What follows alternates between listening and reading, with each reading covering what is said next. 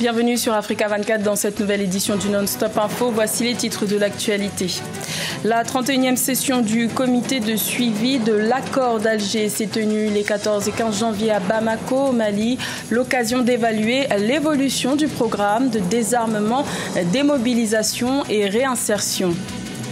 La Tunisie se reconstruit 8 ans après la révolution de Jasmin. Quel bilan économique, politique et social peut-on dresser 8 ans après ce soulèvement populaire? Élément de réponse dans cette édition. Et une chaîne de solidarité s'est formée au Kenya après l'attentat qui a touché Nairobi le 15 janvier. Un appel au don de sang a été lancé par les autorités.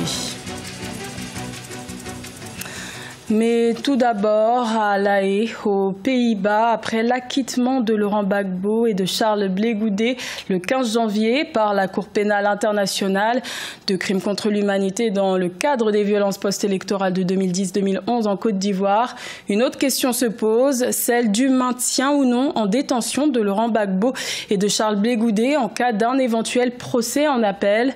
La procureure Fatou Bensouda a saisi le 16 janvier la chambre d'appel de la CPI pour un maintien en prison. La décision devrait être rendue dans les prochains jours.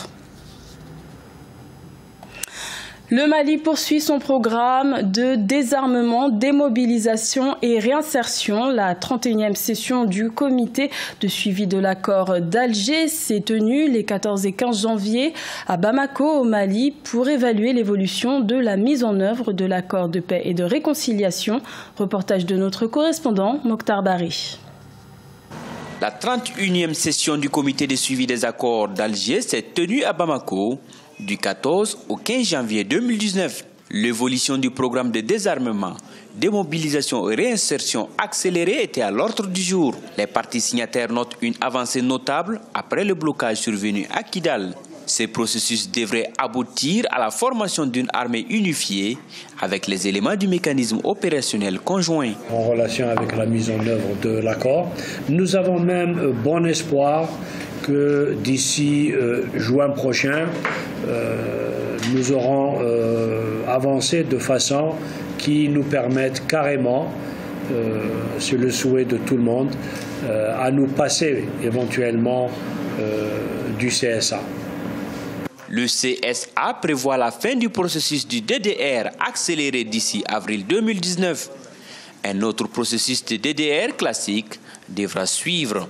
Les groupes armés non signataires, comme c'est le cas des milices du centre, pourront être pris en compte. Le DDR général, le DDR accéléré, le DDR c'est carrément le même DDR. On s'est limité aux éléments du MOC pour la simple raison que même si on voulait commencer par tout le monde, en fait, il fallait commencer par un premier élément, un deuxième, un troisième. Pour soutenir également les activités des autorités intérimaires, le gouvernement du Mali prévoit le déblocage de la somme de 2 milliards de francs CFA. Également dans l'actualité, l'Union africaine, la SADC et la CIRGL demandent l'arrêt du processus de proclamation des résultats définitifs de l'élection présidentielle en République démocratique du Congo. Un appel lancé ce jeudi 17 janvier à la suite d'une réunion commune regroupant les 3 organisations. Cette rencontre s'est tenue à Addis Abeba en Éthiopie en amont de la proclamation des résultats finaux des élections congolaises qui étaient initialement prévu ce vendredi 18 janvier.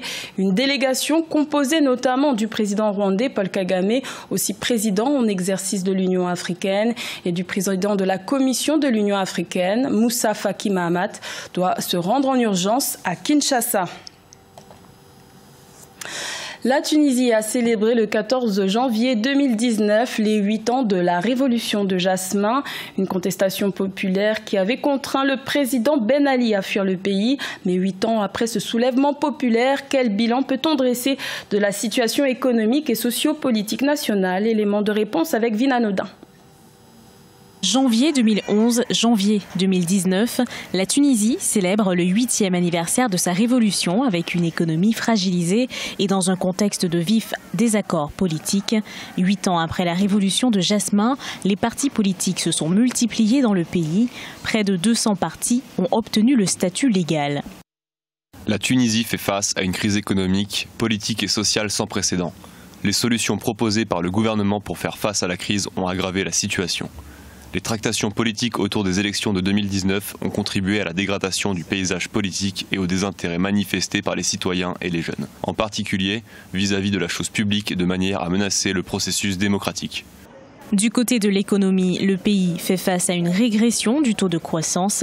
Pour le chef de l'État, Béji Caïd Essebsi, le dinar ne vaut plus rien. Le pouvoir d'achat des Tunisiens s'est détérioré. Malgré une reprise du tourisme et du secteur de l'exportation, la Tunisie a du mal à amorcer sa transition économique. La démocratie continue à avancer en Tunisie, mais l'absence de création de richesse nationale dans le pays, surtout par les entreprises publiques, eh bien, c'est une catastrophe. C'est de là que vient l'appauvrissement. Alors, être en démocratie et pauvre, c'est lamentable. L'achèvement du processus de transition démocratique est le principal enjeu des prochaines échéances électorales. Des élections législatives et présidentielles doivent se tenir en fin d'année en Tunisie, unique pays rescapé du printemps arabe. Béji Caïd Essebsi n'a pas encore indiqué s'il serait candidat à un deuxième mandat.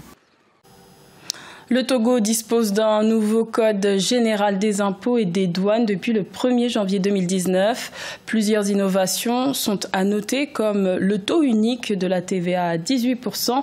Ces nouvelles dispositions ont été prises pour faciliter le climat des affaires dans le pays. Reportage de notre correspondante Emefa Kofi. Des innovations dans le nouveau code fiscal en vigueur au Togo depuis le 1er janvier 2019. Elles sont entre autres relatives à la suppression de toute disposition fiscale liée à la création des entreprises, à la réduction de 1% du taux d'imposition sur les sociétés passant de 28 à 27% contre 25% au sein de l'Union économique et monétaire ouest-africaine. Dans le code général des impôts aujourd'hui, il est attendu que lorsqu'une PME investit, elle peut bénéficier d'une réduction de base imposable de 3/4 de son impôt. Pour ce qui concerne les sociétés elles-mêmes, le gouvernement est en train de faire des efforts pour aller tout doucement vers le plancher du taux d'IS qui est égal à 25% au niveau de l'UEMOA. La taxe sur la valeur ajoutée est ramenée à un taux unique de 18%. Autre innovation fiscale, la suppression de plusieurs taxes, notamment la taxe sur les salaires ou encore la taxe sur les véhicules de société et l'instauration de nouvelles taxes, à l'exemple de la patente et de la taxe sur les véhicules à moteur. L'Office a pris sur lui, bien entendu, avec l'orientation de notre ministre de tutelle, de réduire ces impôts qui, une trentaine, nous sommes aujourd'hui dans une dizaine, il me semble. Nous avons, disons, le Code général des impôts séparé du livre des procédures fiscales. Il y a des accompagnements en faveur de certaines entreprises qui sont en difficulté. Les besoins du gouvernement sont importants. La mutation totale suite à l'acquisition d'un immeuble par une jeune entreprise est désormais fixée à un taux forfaitaire de 35 francs CFA, comptant pour les droits d'enregistrement et de timbre.